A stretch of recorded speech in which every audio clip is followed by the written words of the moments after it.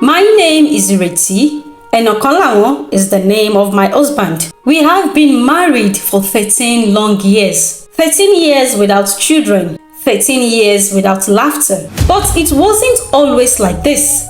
No, from the beginning, it was different, so different.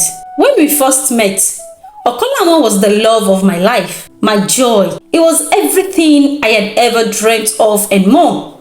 His smile has the power to chase away my worries, and his touch brought a moment that I never wanted to lose. Every night, I dreamt of him, and every morning, I counted the hours until we would be together again. Back then, every day was beautiful. I couldn't imagine my life without him. I thought that as long as we had each other, nothing could ever go wrong. But things did go wrong. Slowly, like a crack spreading across the surface of a mirror, our perfect love began to shatter, and it all started with Shade. Shade, her name lingers in my mouth, bitter and sharp. She was younger than me, with skin that gleamed like shea butter, and a laughter that caught the attention of every man in the village. Okonlawo started spending more time at the village square, where the men gathered to drink palm wine and gossip. At first, I dismissed the whispers about him and Shade as nothing more than idle talk. But as the rumors grew louder and more persistent, I could no longer ignore them. He would return home late at night, drunk and reeking of palm wine. He would stagger through the door, barely able to stand, and collapse onto our bed without a single word. The warmth I had once felt from his touch had long since faded. I tried to confront him once, asking about Shade, but he just brushed my concern aside as foolish jealousy.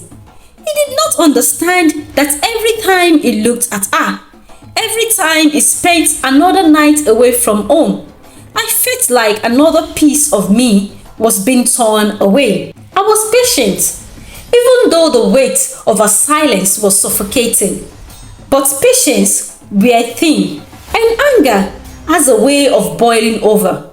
One night, when Okonlawo did not come home until the dead of night, I waited for him with a pestle in hand, my grip tightened with each passing minute. I was no longer the quiet, suffering wife. I was a storm brewing, ready to unleash the fury I had kept bottled up for so long. When he finally stumbled through the door, I stood up and stepped up, raising the pestle above my head. But as I looked at him, really looked at him, something in me fluttered. I saw the man I had once loved.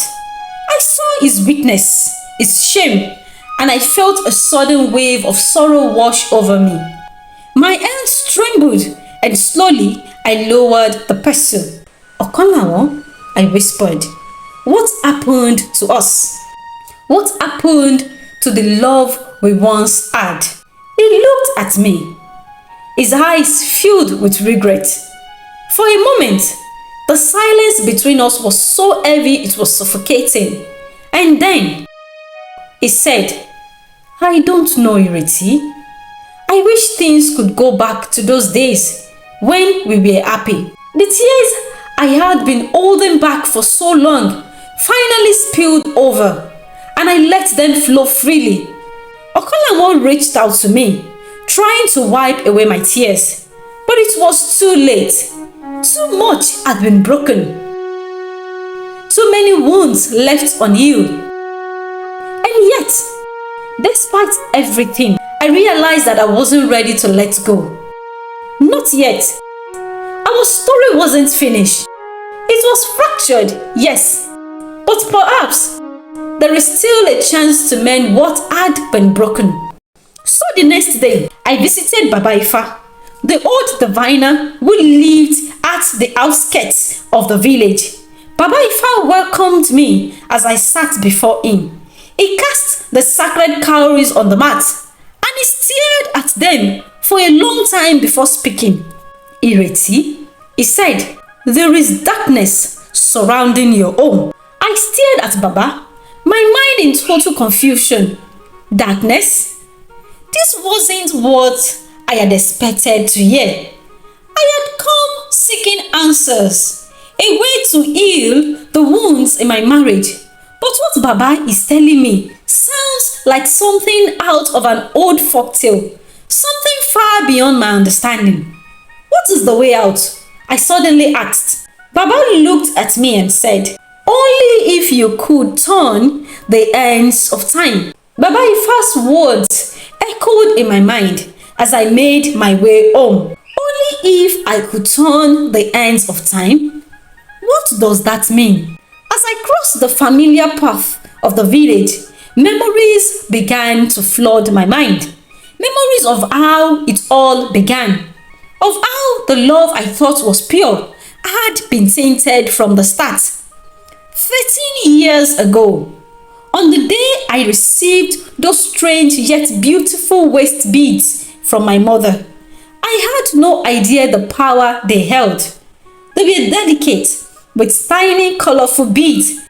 My mother had spoken of them with reference, explaining that the bead has been passed down from generation to generation. The beads, she told me, held the power to bind a man's heart, to make him fall hopelessly in love with whoever wore the beads. At that time, I hadn't questioned it.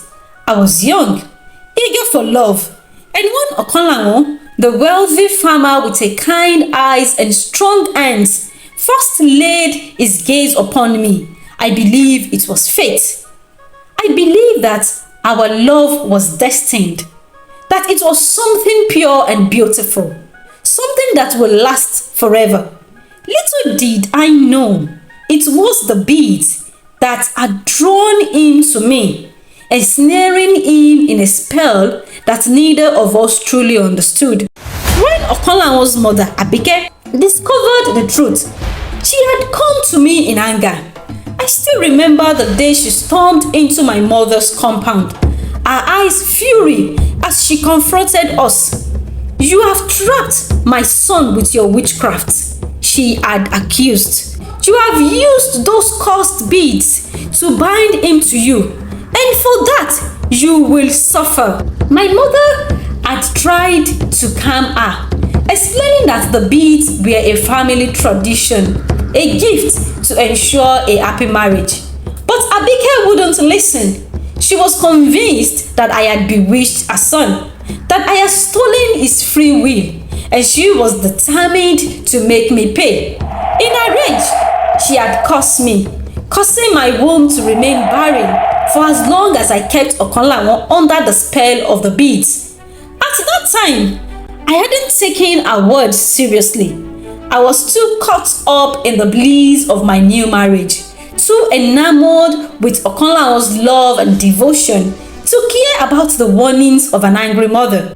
But as the years passed and my womb remained empty, I began to wonder if there was truth to her curse. No matter how hard we tried, no matter how many remedies and prayer I sought, I could not conceive a child. And slowly, the joy in our marriage began to wither with each passing year. Now, I realize that Baba's words were connected to that curse. I had trapped Okonlanwo in a love that wasn't real, and in doing so, I had brought darkness upon us. So that night, for the first time in a long time, Okonlanwo came home very early. He brought home roasted chicken. We ate together and laughed together. And as I laid beside him, listening to his breath, I knew what I had to do. The beads had to be destroyed in order to break the curse that had plagued our marriage for so long. I remembered what Okonlanwo had said, that he wished we could go back to those days when we were both happy. So the next morning, I woke up before dawn and quietly slipped out of the bed. I went to the wooden box where I had kept the beads, their delicate strands still as beautiful as the day my mother had given them to me. Then I remembered my mother's warning. These beads must never depart from your home, or else something terrible will happen. Then again, I remember Baba Ifa's words, if only you could turn the hands of time. So I made up my mind. I took the beads to the river and whispered a prayer before throwing the beads into the river. For a moment, I felt a sense of relief, as if a great weight had been lifted off my shoulder. But then, as I turned to leave, a strange sensation washed over me. I suddenly felt weak, as if all the strength has been drained from my body. When I returned home, I found Okonlawon still asleep. But as I watched him, a terrible realization began to dawn on me. Okonlawon, my voice trembling as I shook him gently. Okonlawon, wake up. But he did not stir. His body was still, too still. And when I pressed my hand to his chest, I felt nothing. No heartbeat, no breath. Panic surged through me as I shook him harder, calling his name over and over. But it was of no use. Okonlawon was gone. I collapsed on the floor. This wasn't supposed to happen. I wanted to free him, to break the curse and save our marriage. But instead, I had destroyed the very thing that has kept him alive. So I ran back to Baba. When I reached his hut, I burst inside, barely able to form the words. Baba, Okonlawon is dead. I cried, my voice trembling with fear and grief. Baba looked at me, his face filled with pity, and slowly shook his head. Ireti, time is not something that can be reversed. You cannot undo what has been done. You must understand that these beads, they carry a history far older than you. I stared at him, desperate for an answer. What do you mean, Baba? What history? So Baba Ifa began to tell me a story, one that I had never heard before. Those beads, he said, belonged to your great-grandmother. She was a strong woman, but she was wronged, cheated in marriage by the man she had loved deeply. In her sorrow and anger, she sought out the power to protect herself and her descendants from ever suffering the same fate. She made a covenant with the beads, a sacred oath. The bead will ensure that any woman who wore them would bind the heart of a chosen man. But there was a price. The love the beads created was not natural. It was force, a love of obligation, not of free will. And as part of the covenant, your great-grandmother promised that if any of her descendants ever broke the bond of the beads, a life would be taken in return. A life? Yes. The beads do not simply create love. They are bound to the very essence of life. When you threw them into the river, you broke the covenant. And in doing so, Okonlawon's life was taken as a payment. He continued, his voice filled with sadness. Your great-grandmother did not mean to condemn you, Ireti. She was trying to protect you, to protect all of you. But in her grief, she failed to see that love cannot be forced. True love must be born from the heart, not from magic or manipulation. The power she sought came at a terrible cost, a cost that has been passed down through your bloodline. Tears streamed down my face as I sat there, overwhelmed by the weight of it all. But what can I do now, Baba? Is there any way to fix this? To bring Okonlawon back? Baba shook his head slowly. I'm afraid not, my child. Time cannot be reversed, and the covenant has already been fulfilled. Okonlawo's fate was sealed the moment you let go of the beads. So, I left Baba Ifa's hut and made my way back home. And in the days that followed, the villagers gathered to mourn Okonlawo's passing. And in the quiet of the night that followed, I was left alone with my thoughts, replaying every moment, the beads, the curse, the love I had believed was real.